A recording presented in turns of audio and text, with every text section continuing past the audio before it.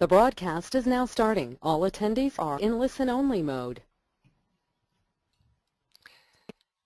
Welcome to our webinar. We'll give it just another minute for everybody to log in before we get started.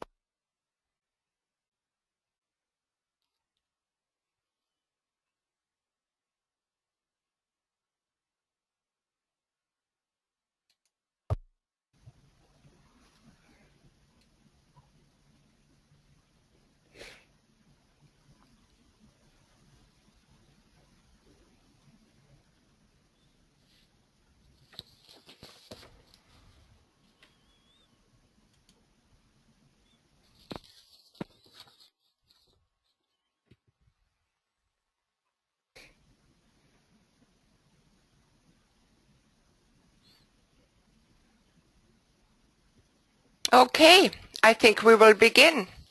Welcome to our CWS webinar today. Our topic today will be Children in Disaster. This webinar will be recorded and our allocated time is approximately an hour and 15 minutes. Our presenters today are Kathy Fry-Miller, Children's Disaster Services, Church of the Brethren, Children Disaster Services, or CDS, of the Church of the Brethren, in partnership with others, has been caring for children following disasters since 1980.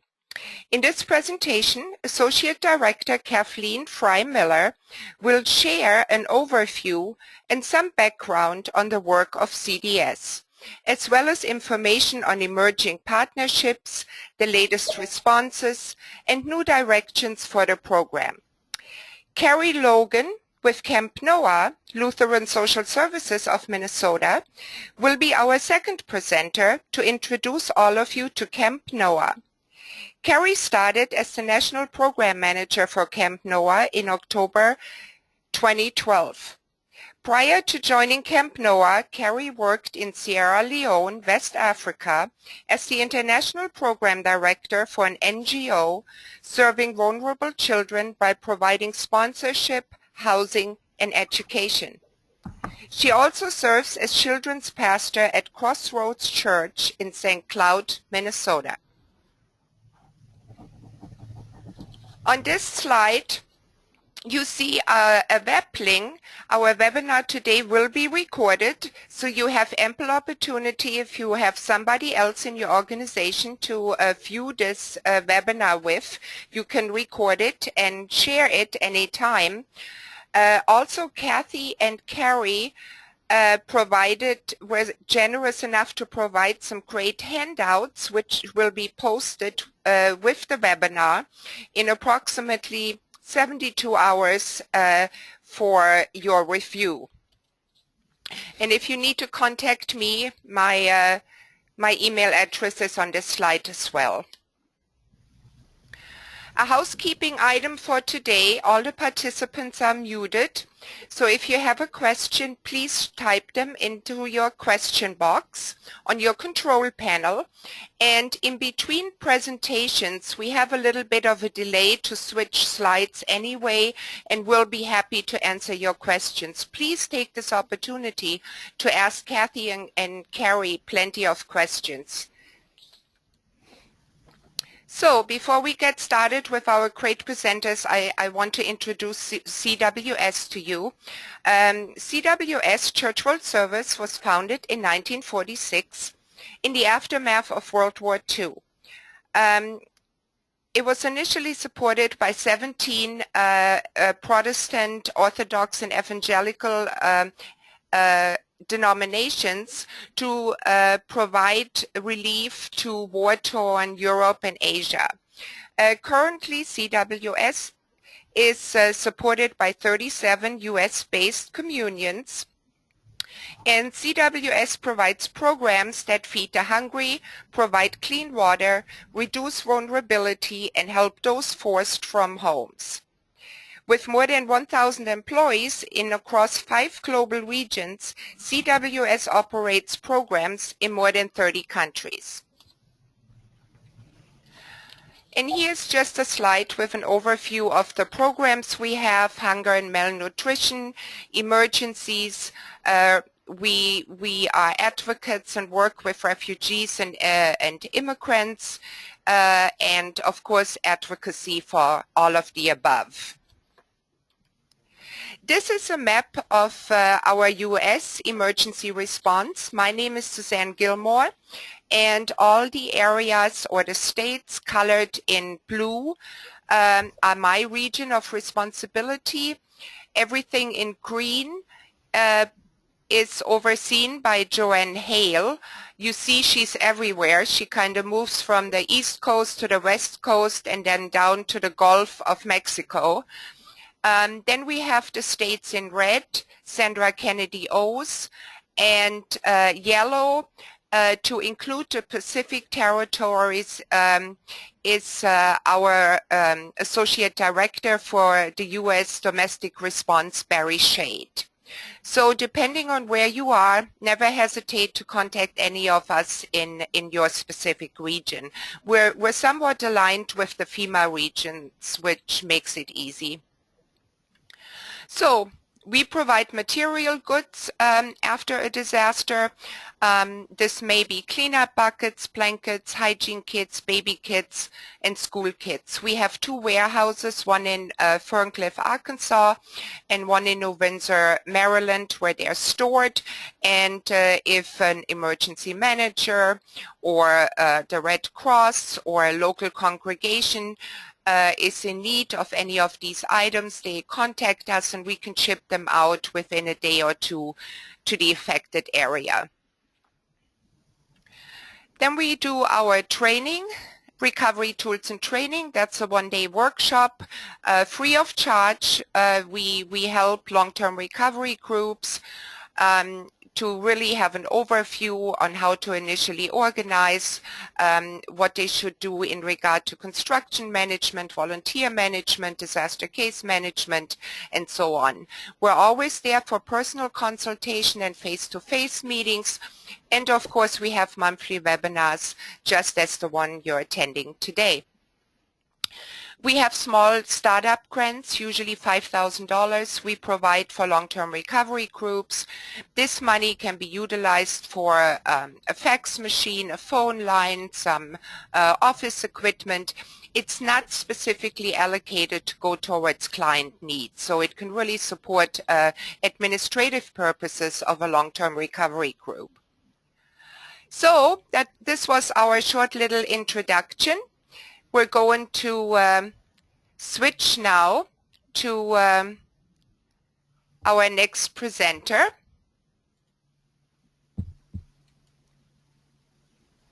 And I get this ready here for Kathy Fry Miller.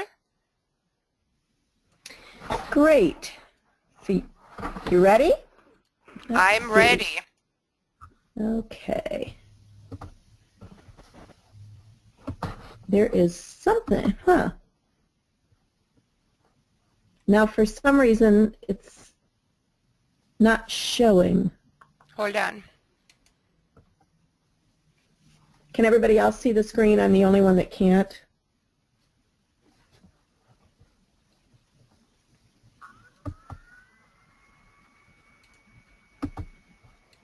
Hold on, Kathy. Okay, well, as long as you could switch the screen, I can let you know when to switch it. Sure. We can do that as well. Okay. Let me put it back on slideshow, and I can do that for you if you like. Okie dokie.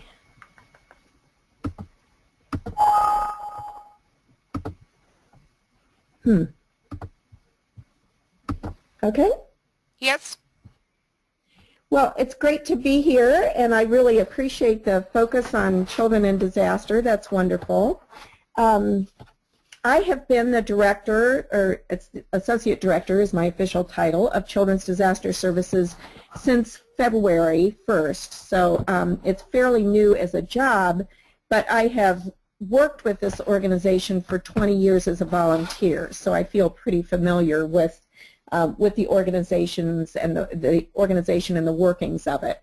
I have been a trainer and a project manager. I've been out 5 times on disaster response prior to starting this as a job, and I have done just numerous trainings all over the country, so been involved in that part of it. But I've appreciated getting to know it as a staff person. You get a lot more intimate with that. Okay, you could switch. Okay. We are Children's Disaster Services is a part of Brethren Disaster Ministries, and Brethren Disaster Ministries is really a 3-pronged organization. We do home rebuilding, we do the nurturing of children, which is the part that I'm involved in, and then we also do global response, international response. Okay, you can switch that. I think Susanna mentioned we have been, since 1980, we have been caring for children and meeting the needs of children, usually by setting up in either shelters or disaster assistance centers across the nation. We have our volunteers that are specially trained and certified to respond to traumatized children, and we work a lot at providing a calm, safe, and reassuring presence in the midst of the chaos that they're experiencing with disaster. Okay, now the slides are back, so maybe I can, interesting. So just keep it on that slide for a moment, if you would. Well, could you go to the previous slide? The one with the, do you see the children? You have that slide. This is, when we do our trainings, we just start out with this slide and have people look for the children in this long line of people. They're there. It's a little hard to find them. And we do this as kind of an awareness thing. In the midst of disaster, chaos, lots and lots of people doing lots and lots of things, the children are often lost in the shuffle. And you can see that in this photograph, how, you can, it's hard to find them unless you're really looking for them and really paying attention. Okay, now you can go ahead and switch.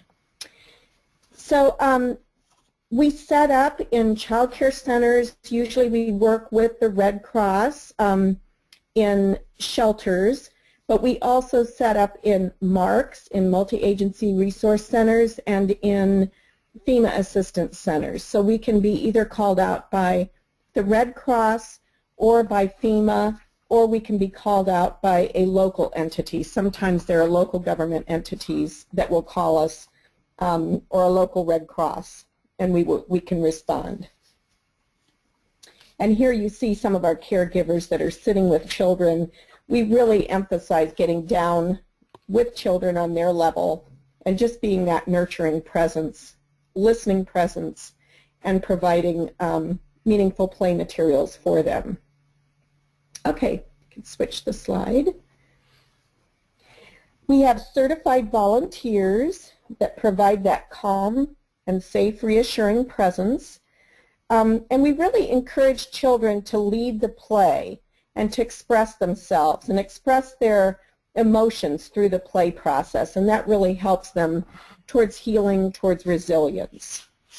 And in the handouts, and I know you don't have copies of those yet, but there's one handout that's called Stages of Development in Children, and that actually has birth all the way through age 18.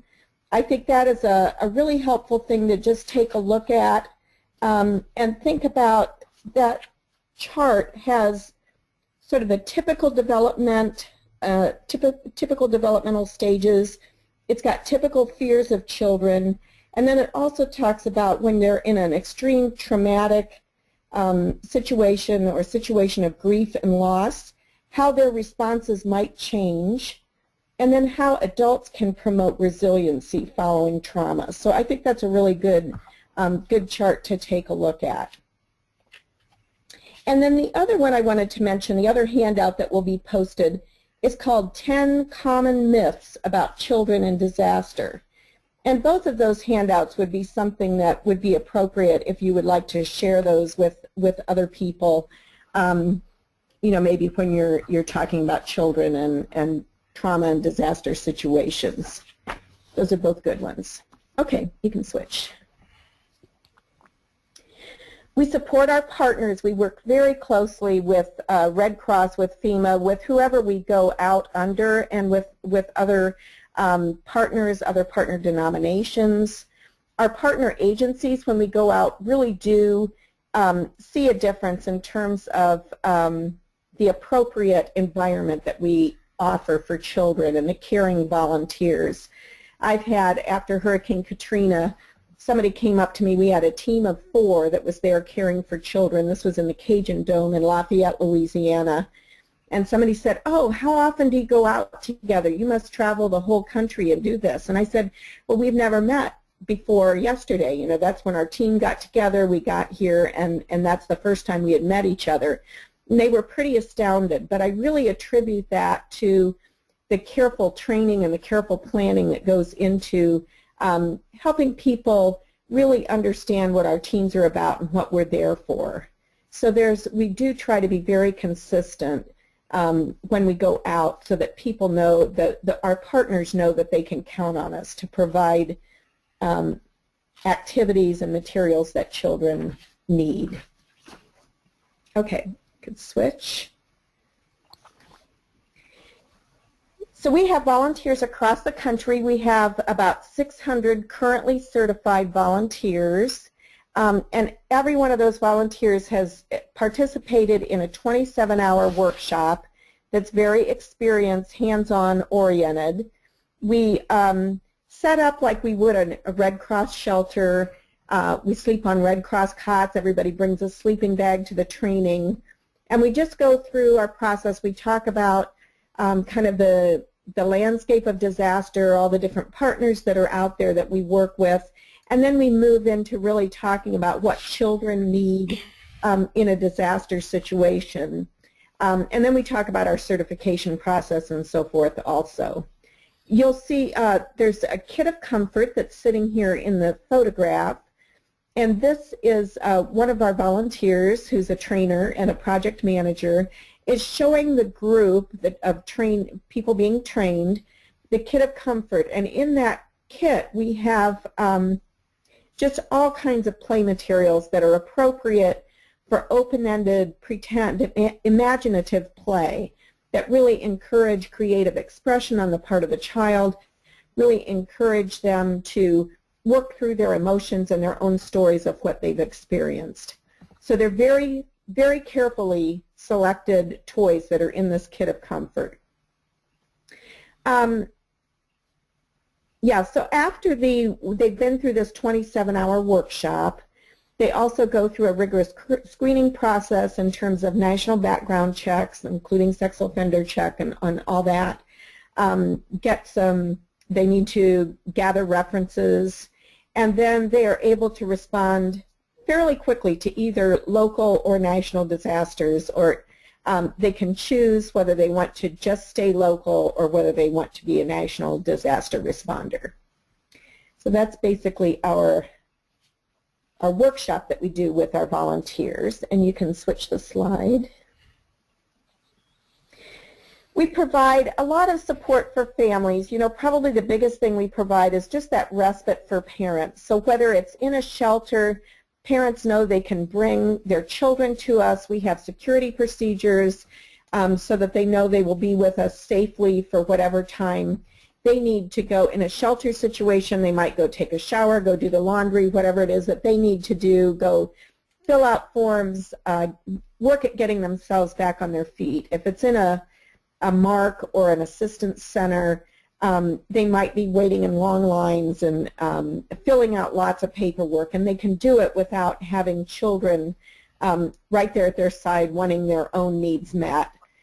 We can all imagine whether it's going to the bathroom or snacks or just wanting someone to play with them and pay attention to them. So we can do that. Our teams can do that in the immediate fairly immediate aftermath of the disaster. We can also provide information for parents about supporting their children at this time.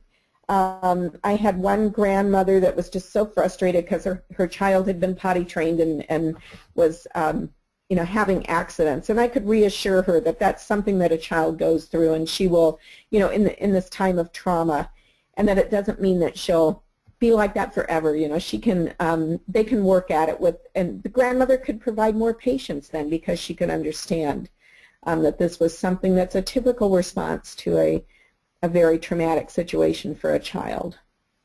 We can do some individualized consultation. We work very closely with mental health people that are available, so we would do some referring to mental health people in whether it's FEMA or Red Cross. You can switch the slide, please. And sometimes we do go and work with whole communities. We'll get calls in occasionally, like if it's a very difficult situation for a community. After the Boston Marathon bombing, we did have teams that went in and cared for children, but we could also give some information to the whole community and how to identify those special needs that their children were going through and the horror that they were feeling, that trauma. So we have family therapists, we have mental health people on our volunteer list that have their own professional training that we can call on to go in and do a parent workshop or a community workshop or workshops with schools and churches, that kind of thing. Okay, switch to this slide. In 1997, we started our critical response child care team, and this was in conjunction with the Red Cross, and this was specifically at the beginning was created to support families following aviation disasters, but now it's also been used in terrorist attacks and that kind of thing. So after 9/11, our first people that went into that response were our critical response team. So critical response child care volunteers are those who really demonstrate those extra skills, extra patience, extra centeredness, and just a sense that they would be able to respond in a very traumatic situation. Would they receive additional training? So this would be either a mass casualty event or a transportation disaster. They're able to deploy quickly, and they can provide that respite and support to children and families, as well as self-care and care for the team. So it does take a special kind of person when, as you can imagine, when there's loss of life, which is just, everything's more intense than when it's loss of property. We had a lot of that even following the Joplin tornadoes. This year we responded to the Oso mudslide, and the same type of thing. The whole community was experiencing trauma at the sudden loss of life. Okay, you can switch that, please. So some of the things that we really feel are unique about our organization, what we're able to offer, is that we've really provided a consistency since the very beginnings. We have changed the training somewhat. We now have, of course, PowerPoint format, which we didn't have back in 1980. So there are things that we have changed about what we're offering to our volunteers, but our mission has been very consistent. Talked some already about how we nurture children, we equip volunteers, and then we support families and communities. So, a holistic approach. We have our rigorous training and certification process that we go through with our volunteers on different levels. So we have our initial volunteer training, but then we also have leadership training, we have training of trainers, we have critical response training. All those require additional seminars and training kind of experiences. Okay, thank you. You can switch it. And by the way, we just had a project manager training with about 35 people from across the country to provide that leadership. We always send our teams out with leadership. So some of our partners, we work with American Red Cross, FEMA, of course, local emergency management and response organizations. We sometimes are in the same location as Save the Children, and we'll maybe divide up where we can take younger children, they can take older children. So we do work with Save. And then the Disciples of Christ is our latest big partner that we're working with. And we're working on a Gulf Coast initiative, and I'll talk a little bit about that. So you can go ahead and change the slide. We just hired a consultant, contracted with a consultant who will be working in the Gulf Coast states. So she lives in Florida, and she's a Disciples of Christ part-time pastor, and she'll be working with us part-time. But she will work in Alabama, Mississippi, Louisiana, the coast of Texas. She'll be working in those, really in that Gulf Coast region, to get training set up, get some workshops hosted, and then once we do get more of a stronger base of volunteers in that area, it'll be identifying leadership and then creating rapid response teams in those areas so we can really move into response quickly. We can at this point, but we just have not as many volunteers in the Gulf Coast region, so we usually end up flying people into the region when there's a big event or hurricane, especially hurricanes. Yeah, we have talked about pre-deploying when a big hurricane is on its way so that we can have people that are ready and able to care for children as soon as possible. And you can switch the slide. Like I said, we currently have about 600 certified caregivers. They need to have their criminal background checks and some paperwork done every 5 years. They don't necessarily need to take the training again every 5 years, though we do have some that want to do that. But because we do want to know that people are currently committed, so we do have a 5-year limit, and then they need to recertify with us. So that number is somewhat flexible. We've served in all the major disasters and many, many minor disasters since 1980. And the statistics we keep are the children that are served each day and the caregivers that work with them each day. So those are our current numbers. You can switch the slide. Our latest response this spring was in Darrington, Washington, and this was the Oso mudslide response. We had kids were making super powerful robots, and if you remember, we were seeing all those big machines on the TV, on the news that were, or on our computers, wherever, that were digging out, trying to find the bodies of people following the mudslide. And the kids really picked up on that idea of these powerful robots. And so that's what they did with their play. They were building lots of robots. And you can switch the slide.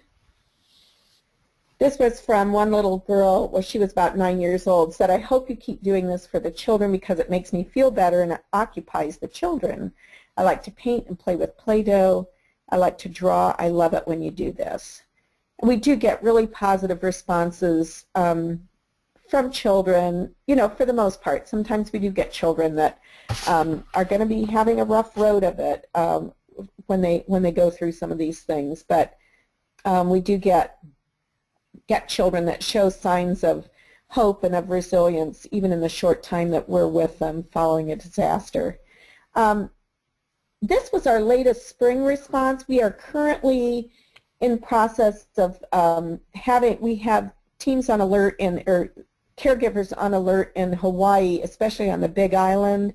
They're going to be, my understanding is there'll be marks set up, and so we want to make sure that we have caregivers that can respond if families and children come to those marks.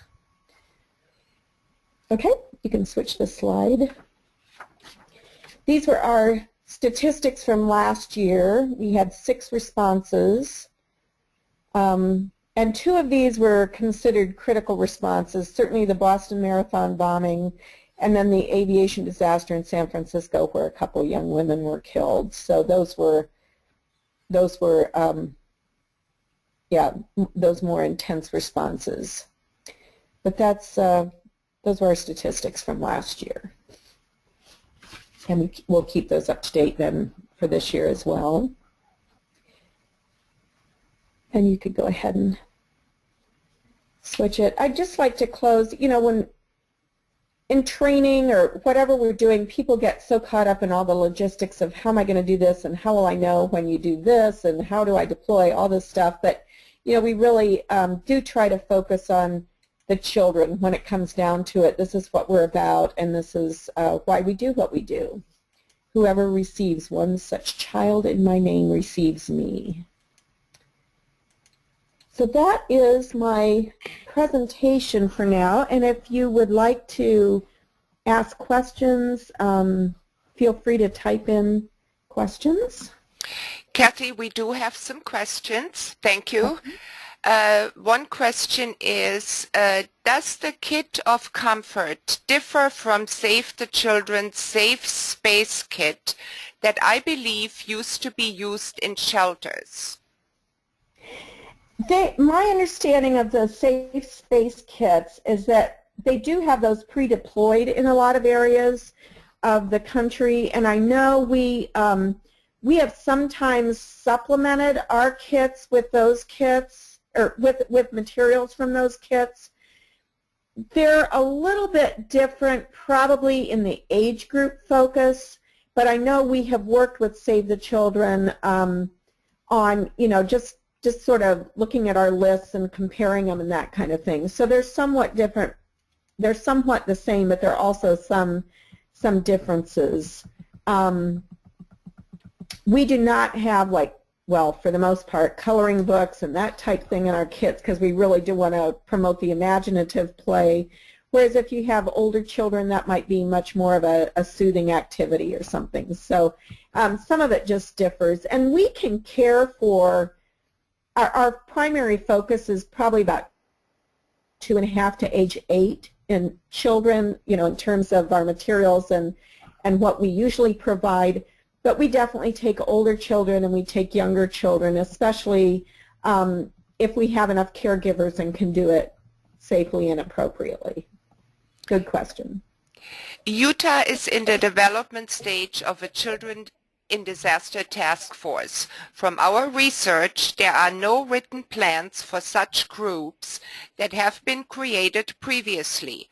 But we are also creating this group before, not after a disaster. Do you have any experience with this? And if so, what were the goals of your groups? In terms of doing a statewide preparedness planning for children in disaster, is that the question? I'm from Indiana, and I've worked as a child care resource and referral staff person. That was my previous job. I was in that position for 15 years.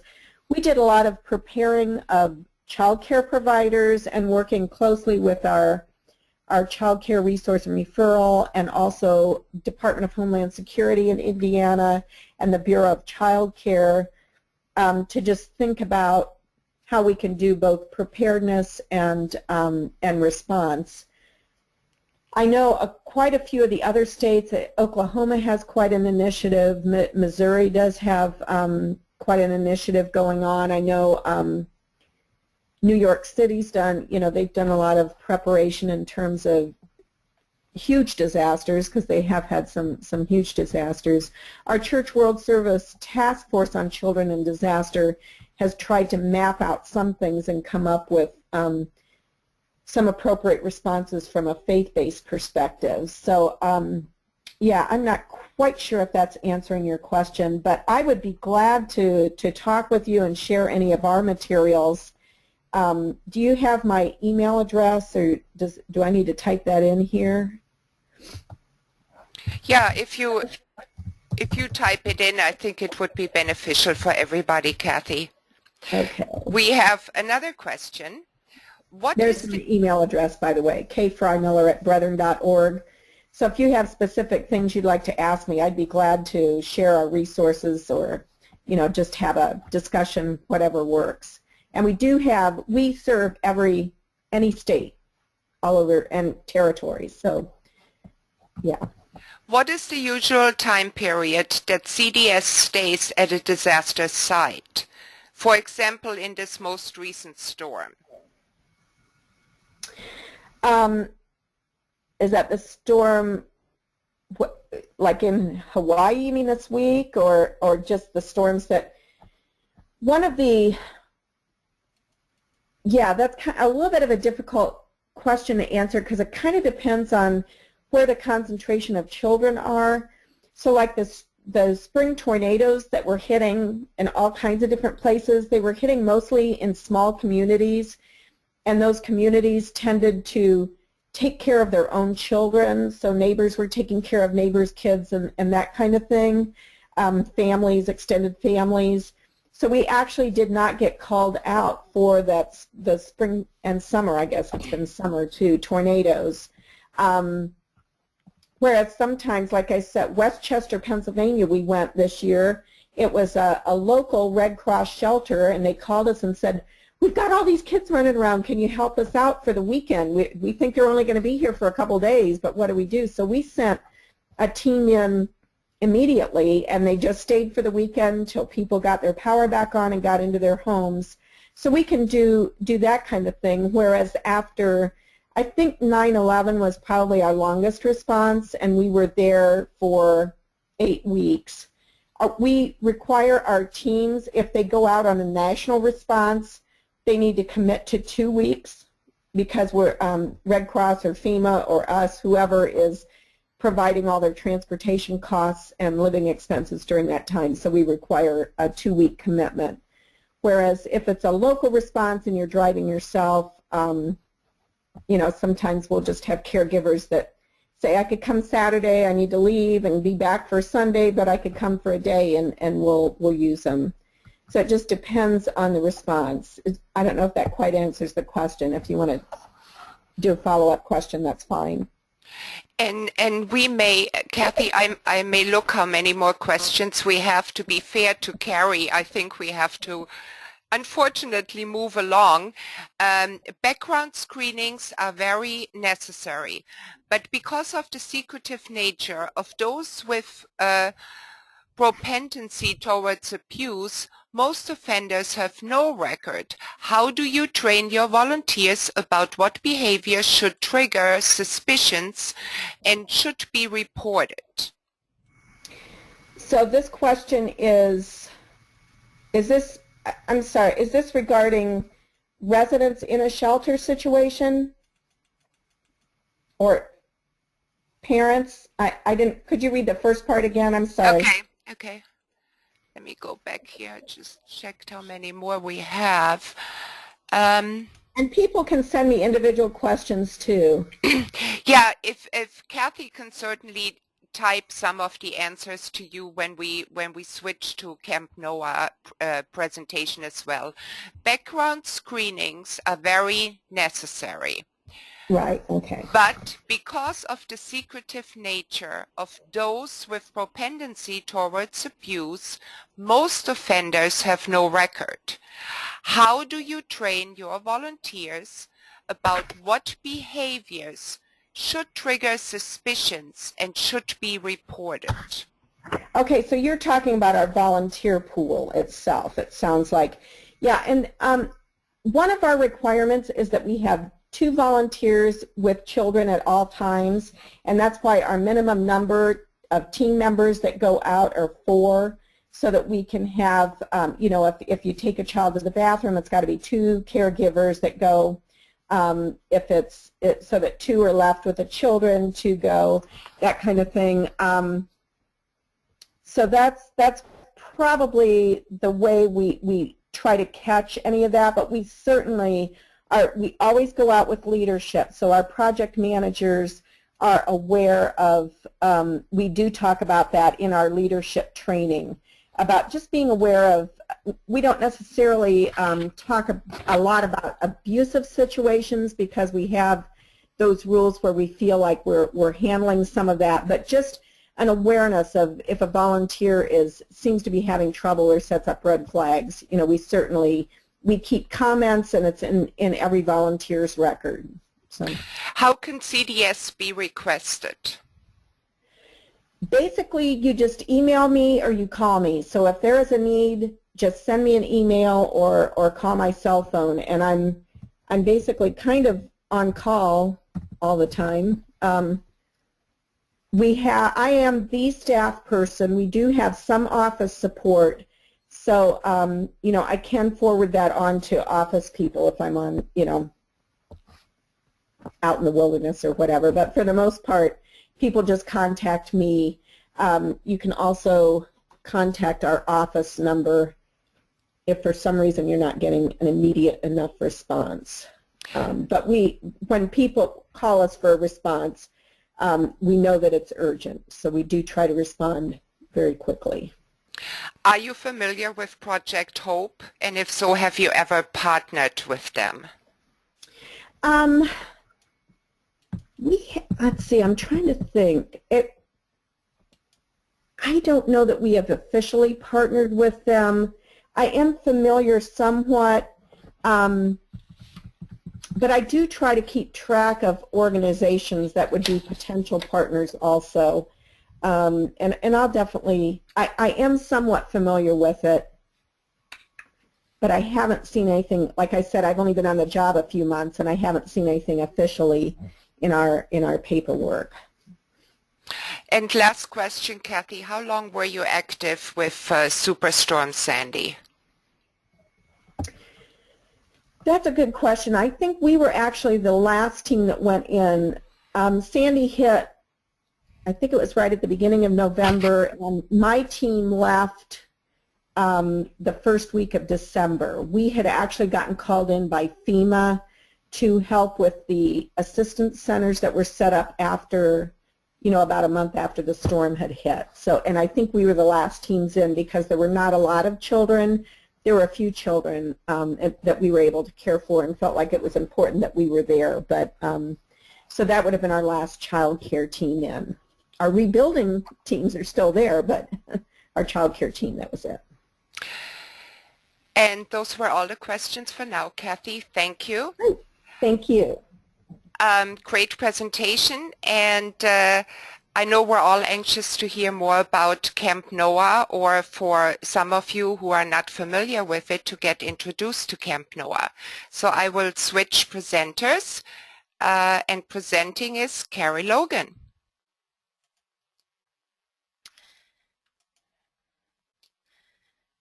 Great. I think are my slides up now? I can see them.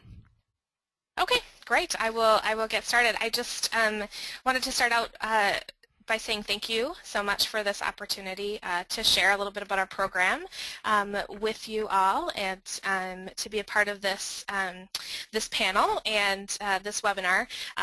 We consider it a privilege to serve children in all kinds of places across the U.S. who have been impacted by disaster, and I know that all of you who are listening in care about those children as well, and we are excited to grow. Camp Noah has been on a growth pattern over the last couple of years, and we're excited to grow and to develop new partnerships and networks as well. So today I just wanted to share with you a little bit about who Camp Noah is, our history, some of the outcomes of our program, and then dive in a little bit more into what we actually do as we work with children in communities impacted by disaster, and then how you might be a part of what we're doing. We love to connect with communities and networks to make those things happen, and so we would love to hear from any and all of you with questions and concerns, or just ideas of how we might work together to serve children. So Camp Noah is a part of Lutheran Social Service of Minnesota, and we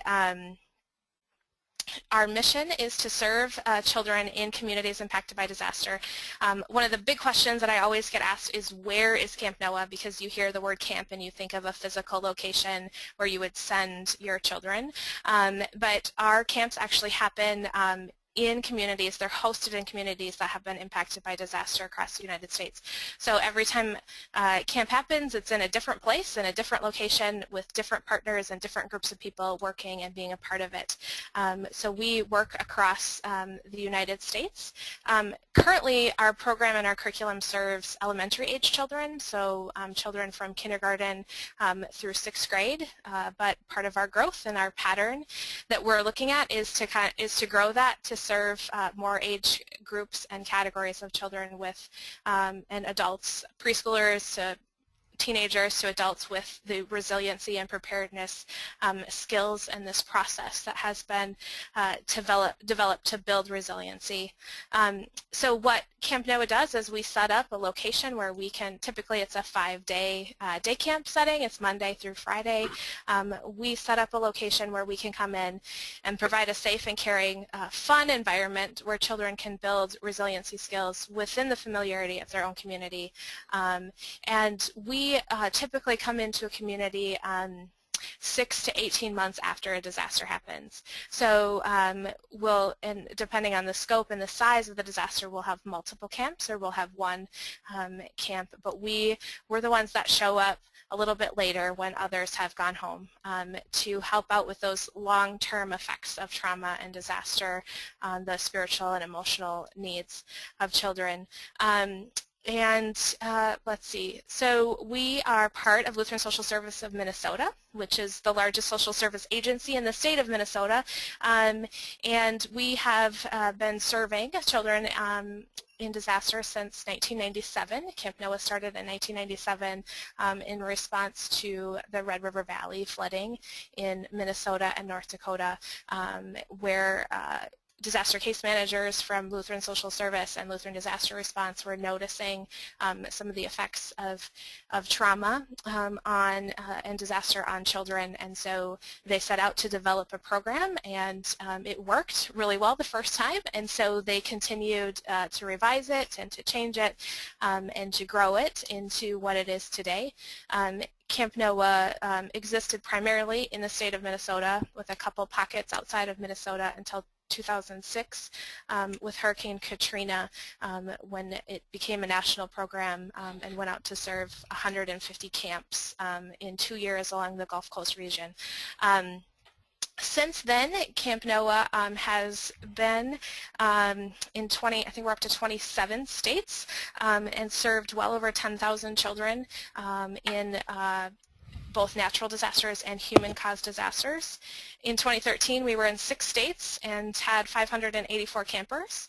Here's where you can kind of get a glimpse of some of our growth pattern as well. This past year, in 2014, we have had 26 camps. Our 27th camp starts next Monday. We'll have 27 camps and serve over 1,100 campers with those resiliency and preparedness skills. And we've worked in 8 states. So you can kind of see from this map some of the places where we've been. We are open and willing and ready to serve in all locations, and I'll talk a little bit more about what it takes to make a camp have a camp happen in your area or in your community. So you can kind of see where we've been as we bring this resiliency and preparedness program to children across the United States and Puerto Rico.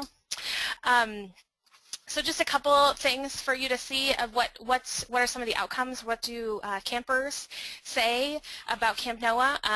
90% of our campers said that Camp Noah helped them learn what their gifts and talents are. 96% of campers said that they had fun, which having fun at Camp Noah is one of our primary goals. We want campers to learn resiliency and preparedness and be prepared for all kinds of storms in life, but we want them to do that through a whole bunch of fun and through just a great week of experiencing play and games and activities. So we love that 96% of campers said that they had fun. We do find that they also give us comments. The 4% that didn't have fun say things like, well, it would have been fun if you had had football, things that we just didn't quite have time to fit in to our 30 hours of resiliency programming. 91% of our campers say that they learned new ways to stay safe during stormy weather. 88% said that they learned new ways to help other people, and 89% of campers said that they learned new ways to feel safe during scary situations. So we, as we respond to both human and natural disasters, we find that our curriculum works in both places for children who have experienced different types of trauma and have different storm stories in their life. They all come away from Camp NOAA with a greater preparedness and resiliency for any storm of life that comes their way. Some of the great things that we hear from parents after camp as we ask them how camp has impacted their children and their families, things like they had fun, it was meaningful, they had the chance to understand that they were not alone, that there were other kids that had the same feelings and the same experiences as them. And I think for us, one of the things that really happens at Camp NOAA that is amazing is children in a group setting begin to care for each other. So the adults that are there are taking care of them and helping them, but they are also caring for each other and showing each other that they're not alone in the midst of it. One of our stories from this summer, as we've been working in Oklahoma, we had 15 camps in central Oklahoma in response to the tornadoes in May 2013. We had a camper who had not been to the bathroom on her own for over a year. She always had to have someone with her, and her parents also reported that they had not slept a complete night since the tornado. And so she came to camp, and on Tuesday she decided that it would be okay to try to go and use the bathroom by herself, and she did. And all of the kids who had been in her class at school and who had understood that this had been a struggle for her, they applauded, and everyone was so excited for her. On Wednesday it rained, and she, a girl who hadn't been outside when there were any clouds in the sky for over a year, decided that maybe it would be okay to go stand in the rain for a minute. And she went out and she saw there happened to be a rainbow that day.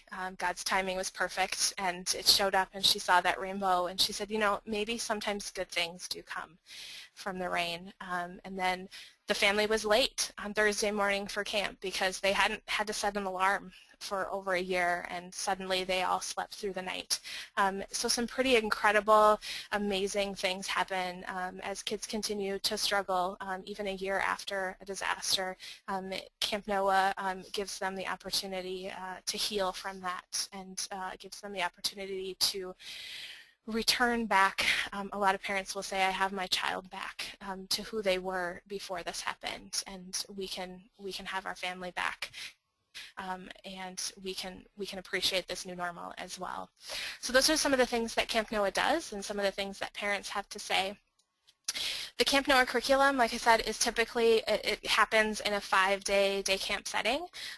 We do have the ability to respond in 10 3-hour sessions, so an after-school type of a program, so that it can happen during the school year, and we don't have to wait until summer to respond, until the following summer to respond to something. We also do have the capacity to do camps like fall breaks and winter breaks and spring breaks.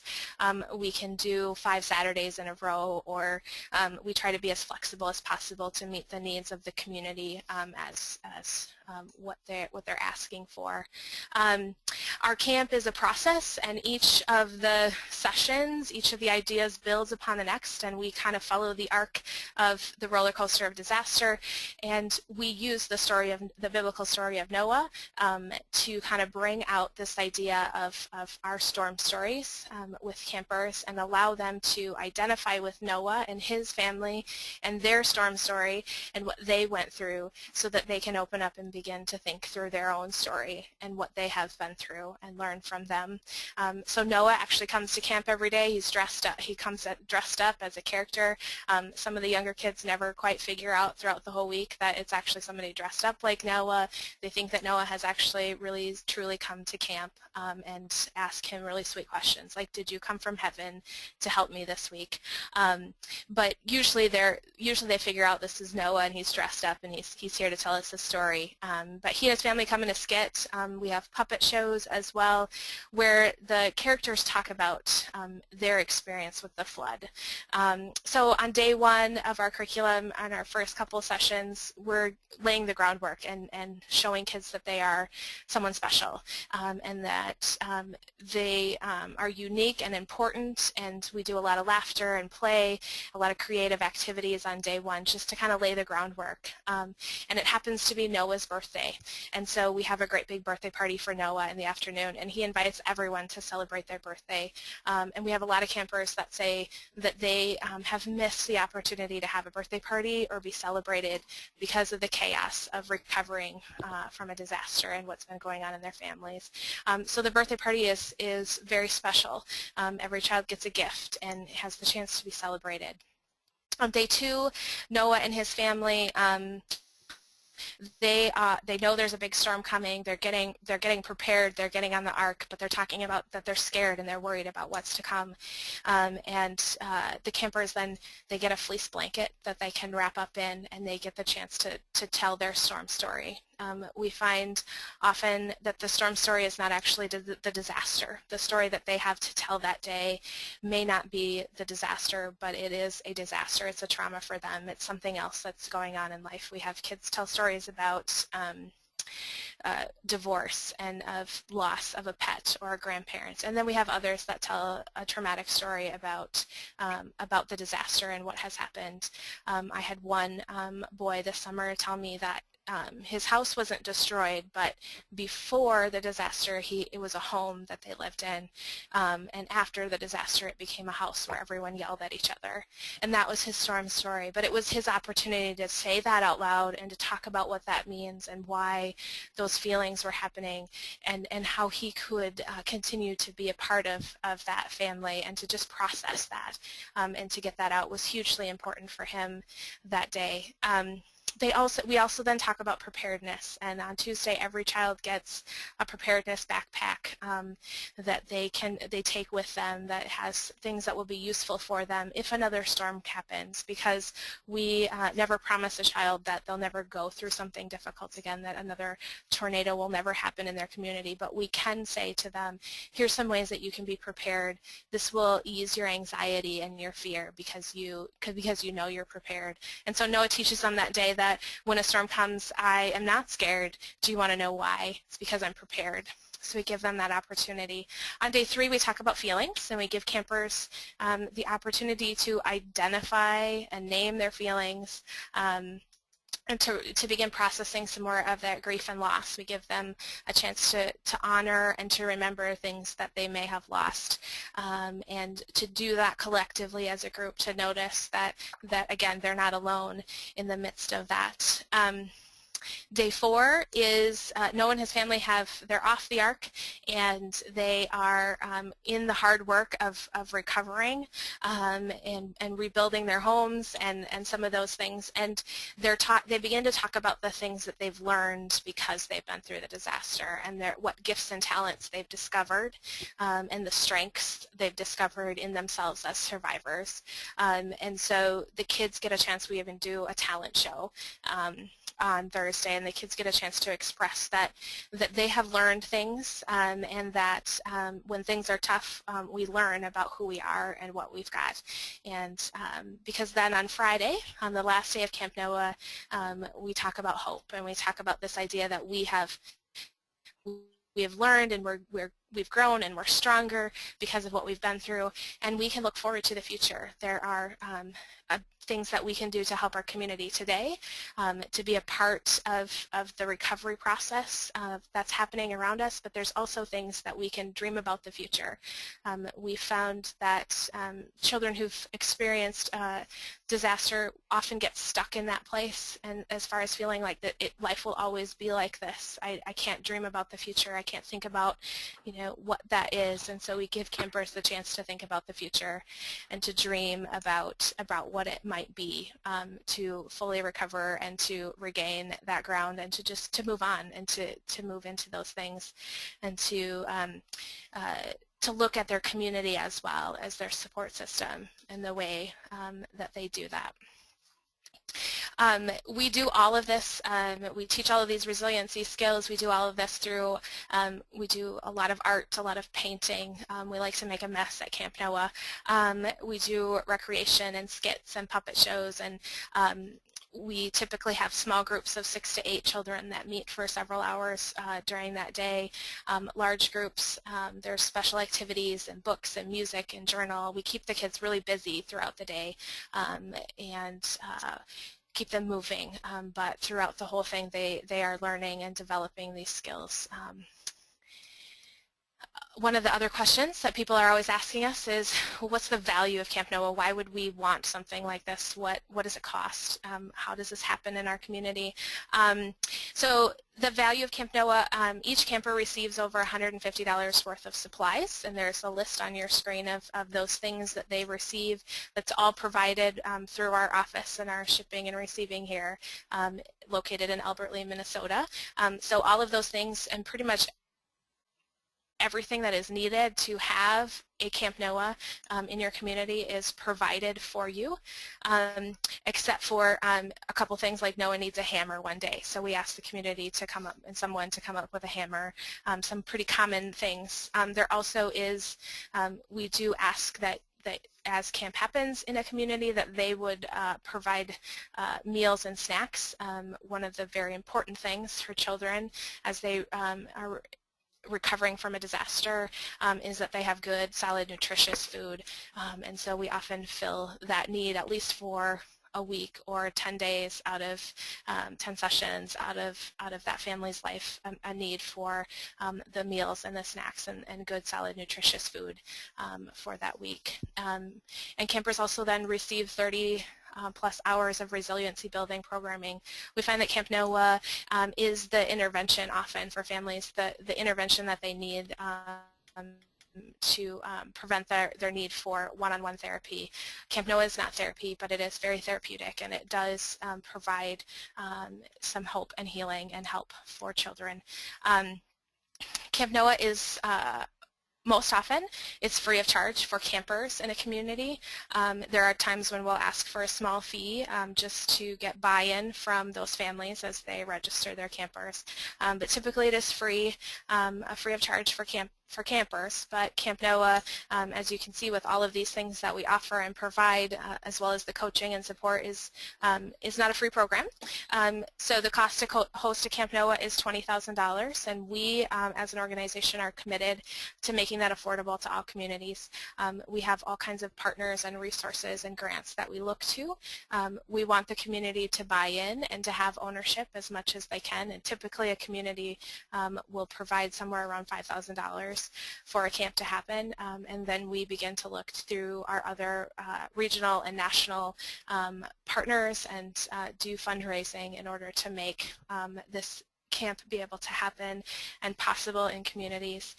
One of our mandates is to serve children in low attention disasters, as well as to serve vulnerable populations in those disasters. So we are committed to doing the work to make Camp Noah happen in communities, even if they don't have the financial resources to make it happen. There's all kinds of ways that they can buy in, including providing a facility, providing, opening their doors to let their children come to camp, providing blankets and food. There's all kinds of ways that a camp and a community can participate and gain ownership and buy-in to a program, to this program. So how does Camp Noah work? How can we make Camp Noah happen in these different communities? The first thing that Camp Noah does is we look, as an organization, we're going to look to a community for a coordinating organization. So a group of people that are willing to say, we're going to stand up, we want this to happen. It might be a group that calls and says, we think this should happen in the community next door. How can we make this happen? It might be some of our national partners and groups that call and say, hey, have you noticed what's going on over in this community? Do you think that we could work together to make Camp Noah happen? But within the local community, we're looking for a church or a ministerial alliance or a community center or school, a group of people that will stand up and say, we're going to work with Camp Noah to make a camp happen. We at Camp Noah in our office, we provide ongoing coaching and support for site coordinators, which is a person that we stipend from the community. They receive $1,500 to do a lot of the work, the logistical work of setting up a camp and making things, the facility and the food and the transportation and making things happen for camp. We also contract with a team leader who can be from within the community or outside the community. This person is paid a stipend as well, but their job is to find 15 to 20 team members that will come in and facilitate the curriculum. Everyone who goes and travels to a camp or is part of the community and works at the camp with the curriculum receives 6 hours of online training, so they can do a couple hours at a time. They can do the whole thing at once, but it's online, so self-interactive. They can do it at their own pace and their own time. We background check them. The team leader is required to call references, and ultimately the team leader is responsible for who is coming on their team and who gets to come and have interactions with those children as we come into a community, and the team leader will lead that camp staff throughout the week and is responsible to make sure that the curriculum is facilitated. One of the other very important people at every camp is there is a mental health professional at every one of our camps, a licensed professional who's there to staff what we call the healing room, and to work with campers who need additional help and resources, as well as to network and help those families and those children who do need additional care to connect back to resources within their own community to help them with that process. So that person is typically identified by the site coordinator, as they know their own community and they know the resources available there, but we do require that someone there is licensed and able to help out with some of those needs. They as well go through all of our training, so they do not have to have previous disaster experience, but we always find that those who are working and have been working with children and with trauma are the best fit for that licensed mental health professional role. So there's a lot of conversations and there's a lot of complexity to making a camp happen. There are 2 of us in our office, myself and my colleague Maren Olson, who are program managers for camp. And our job and what we're committed to is walking a community through from point A, where they start to even think about Camp Noah, to the point where they've finished up with Camp Noah and they've had a successful camp in their community. We coach and support and train anyone in the community that wants to have a part of Camp Noah. We'll walk alongside and work with them. We also do the fundraising and make sure that the resources that a community has and that others have come together to make a camp happen. In our office, we also have the Senior Director of Disaster Services in Camp Noah, and Nancy Beers, who some of you may know. Nancy does disaster work in the state of Minnesota with disaster case managers and long-term LTRGs, but she also does part-time Camp Noah and works alongside Maren and I. And then we have an administrative specialist and a shipping and receiving manager, as all of this stuff that is needed to make Camp Noah goes back and forth to different communities. So we have a small staff. We're part of a larger organization, but there's just the 5 of us here in our office. But we are always here and would, again, welcome your your thoughts, your ideas. We welcome conversations with you, and we're here to answer your questions. We're here to talk with you about whether or not Camp Noah is the right fit for your community or region or area that you're working in, to help get the process started to make a camp happen. So I put our contact information here on the bottom of this one. You can call us anytime at that 1-800 number. Our office hours, we're usually here from 8 to 5 Central Time, and would be happy to connect with you there. Otherwise, the other number is my cell phone number, and feel free to call me anytime that you have a need for Camp Noah. I'd love to chat with you about that, and my email address is there as well. I did put some handouts that will be on the website, and then you can find out more information at our website as well, which is www.campnoah.org.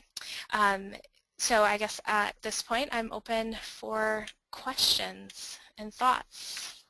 Thank you, Carrie. First question.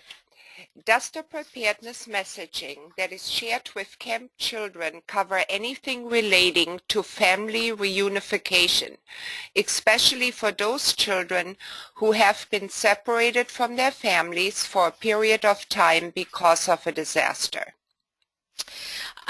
We typically don't spend a lot of time on that, but we do provide campers with, and we put it in a plastic baggie, with a contact card for them to go home that day and write down all of those important phone numbers and contact information, and to keep that in their preparedness backpack.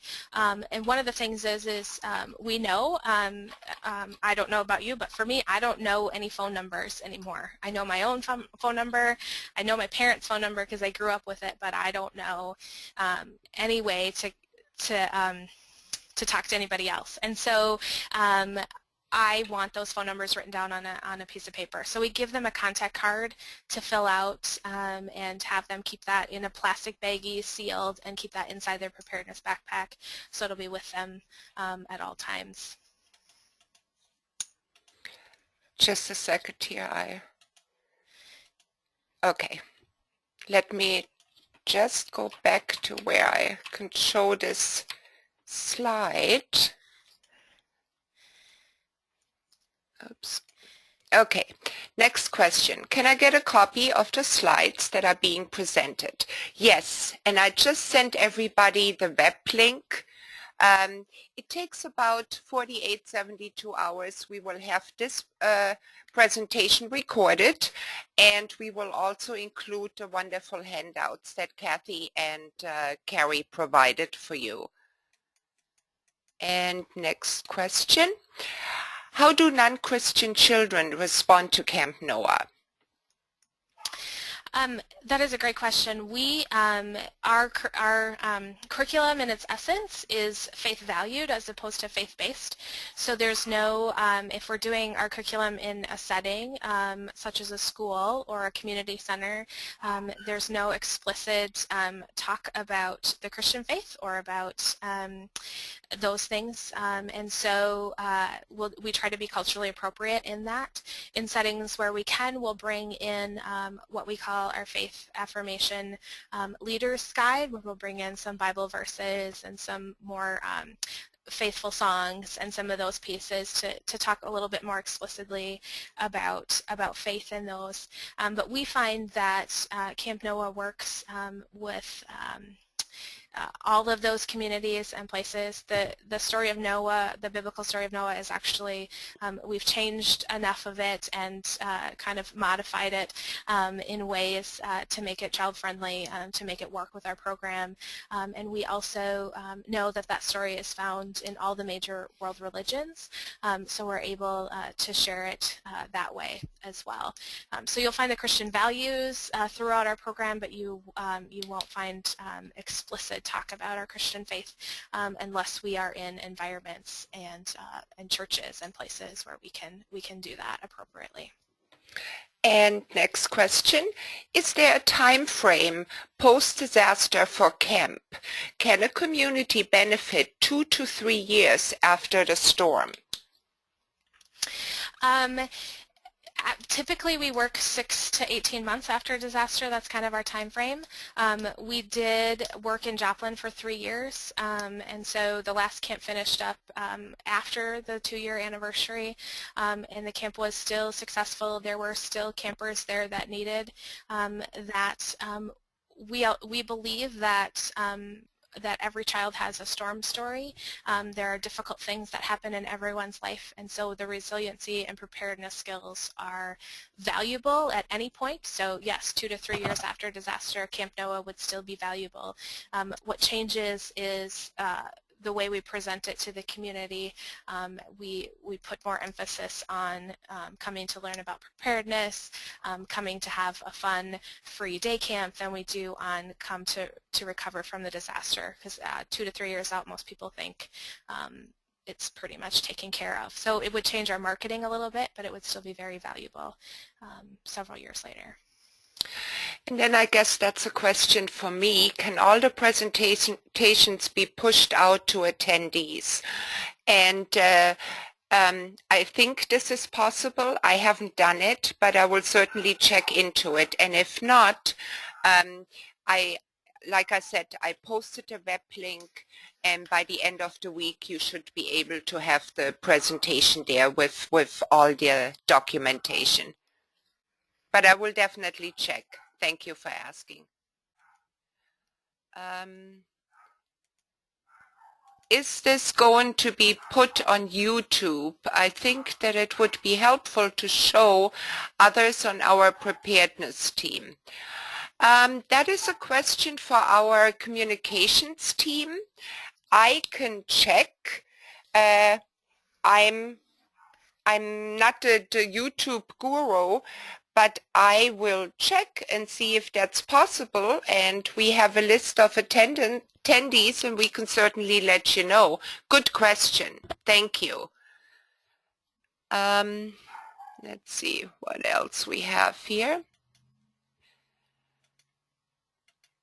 Have you done Camp NOAA for any Sandy communities? Yes, we've had 3 camps in New Jersey. We had 2 camps this summer in Maryland, in Somerset County. I hope that answered your question. Let's see. Okay, I think this was the last question, and we're only 1 minute over, so we did wonderful. I would really like to thank Carrie and Kathy. I know that I personally learned so many things I haven't heard before. I hope you enjoyed the webinar as much as we did. Again, it will be posted. You can watch it with more people in your organizations. The handouts will be provided, and we hope you join us again. We do these webinars monthly, so check on the website what else is coming up. Thank you, Carrie and Kathy. Wonderful presentation, great partnership, and goodbye, everybody.